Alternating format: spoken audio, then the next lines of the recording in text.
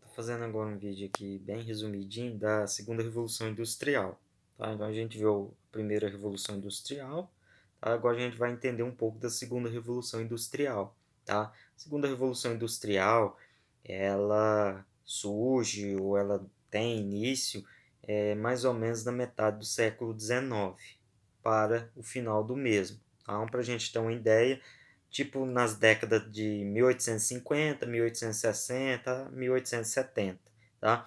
Segunda Revolução Industrial, ela de fato vai levar ao pé da letra o conceito do maquinofatura, tá? Por quê? Porque a gente viu na primeira Revolução Industrial que a manufatura, mão de obra humana, foi substituída pela maquinofatura, ou seja, a máquina passou a fazer o serviço humano. Só que na primeira Revolução Industrial, esse maquinário veio com o propósito, em grande maioria, de facilitar a mão de obra humana. Tá? Só que na segunda Revolução Industrial, notaremos que as novas máquinas, a tecnologia, ela vai começar a substituir a mão de obra humana pela máquina. Então a máquina ela passa a substituir o serviço de 10 pessoas, né? Então, se antigamente necessitava de 10 pessoas no esteira, 10 pessoas para fazer determinada função na fábrica, essas novas máquinas da segunda revolução industrial, elas começaram a substituir a mão de obra humana dessas 10 pessoas, tendo somente uma para, obviamente, manusear, para conduzir esse maquinário. E a primeira revolução industrial vimos que foi marcada pelo ferro, pela energia a vapor, pelo vapor, tá? E pela queima do carvão mineral. A segunda revolução industrial ela vai ser marcada pelo petróleo, tá? Pela energia elétrica e pelo aço. Então a gente vai notar que essas três coisas que eu citei para vocês vai ser a base da segunda revolução industrial. O aço, ele vai surgir e a gente obviamente sabe que o aço ele é bem mais resistente do que o ferro. E naquela época que ele surge, no advento da segunda revolução industrial, ele passa a ter o mercado, a sua produção passa a ser quase 4 vezes mais barato do que o ferro. Então era mais resistente e tinha produção mais barata. Então o aço ganha mercado. Se antigamente era utilizada a energia a vapor, agora passa a utilizar-se a energia elétrica. Né? A gente tem até a criação nesse período do dínamo. O que era o dínamo? Era uma espécie de gerador que acumulava energia, tá? E transportava energia. Onde a gente nota que as primeiras casas da Europa começaram a ter energia e, obviamente, as indústrias a utilizar essa energia para movimentar alguns maquinários. E também a gente tem que lembrar do petróleo. O petróleo vai surgir com o querosene, diesel, gasolina, que também era usado principalmente para movimentar o motor de combustão interna, que foi outra invenção feita em meados de 1870, e esse motor de combustão interna ele vai ser usado principalmente nos carros, nos automóveis, que também vai alavancar a economia de vários países que começaram a produzir automóveis, né? Que era uma novidade naquela época na Europa você andar de automóvel, né? Não precisar mais da força de um cavalo para estar puxando uma carroça. Agora você tinha o seu carro, né? O seu automóvel, que a queima do petróleo, esse motor de combustão interna movimentava esse carro. E obviamente várias outras tecnologias vão estar presentes na segunda revolução industrial, como por exemplo o sistema de comunicação, ele também sofre grandes mudanças. A gente tem o telégrafo,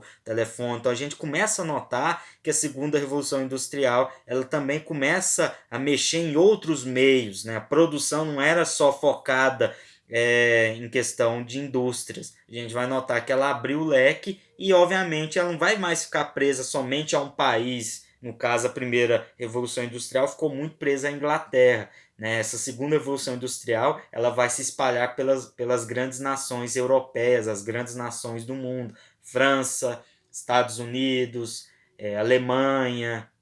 Então a gente vai notar que muitas começaram a absorver essas novas tecnologias. E é óbvio que cada vez mais pessoas estavam migrando do campo para a cidade, inchando as grandes cidades do mundo, e obviamente inchando as grandes cidades vinha com isso a desigualdade. Tá? E é nesse período que a gente entra com aquelas teorias que eu também vou estar trabalhando com vocês mais na frente, né? Do Fordismo, Taiolismo, que era um sistema de gestão e produção social, tá? Como era o convívio das pessoas nessas empresas, até porque à medida que a indústria ela vai tendo um avanço tecnológico e pessoas vão vir para a cidade, a gente vai notar que muitas pessoas vão ficar desempregadas, porque pessoas vinham para trabalhar na cidade e não tinham emprego. Pessoas que estavam trabalhando passam a ser mandadas embora, uma vez que o maquinário começa a substituir a mão de obra humana. Temos que lembrar também que parte dessa tecnologia ela foi muito utilizada na Primeira Guerra Mundial, tá? Que na época tinha o nome de Grande Guerra ou Guerra Total, lá em 1914 a 1918, que surpreendeu o mundo porque utilizou novas armas, né? Tanque, submarino, metralhadora. Então, assim, era um formato diferente e a tecnologia, em vez de ser usada para o bem, passou a ser usada para o mal. Então, a gente nota que esse avanço tecnológico teve o seu ponto positivo e seu ponto negativo, tá? E a gente costuma até dizer que esse conceito da segunda revolução industrial ele acaba com a Segunda Guerra Mundial, tá? Lá em 1945, tá? Então a gente percebe que várias coisas foram correlacionadas nesse conceito da segunda revolução industrial, tá? E a gente tem que lembrar que a base da segunda revolução industrial foi o aço, a energia elétrica e o petróleo, além do motor de combustão interno. Então, vários países vão alavancar a sua economia e, obviamente, à medida que tinham um grande crescimento econômico, tinha também um grande crescimento na parte da desigualdade social e econômica. Poucos tinham muito e muitos tinham nada. Tá? Onde a gente nota que o capitalismo, né, o advento da Revolução Industrial, veio, obviamente, esse conceito do capitalismo, e vários países têm essa ideologia adotada, o Brasil mesmo é um desses países. A gente nota que países capitalistas propõem um grande crescimento econômico, mas infelizmente tem uma grande desigualdade. Tá? Vou estar passando para vocês também, pessoal, alguns vídeos complementares sobre a segunda revolução industrial.